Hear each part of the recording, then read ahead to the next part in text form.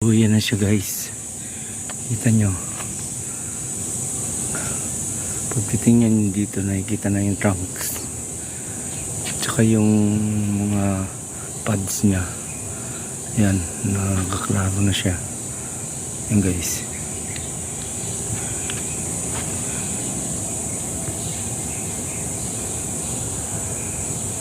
Yan guys, ang gulo nyo tingnan guys. You know. So maganda na siya tingnan.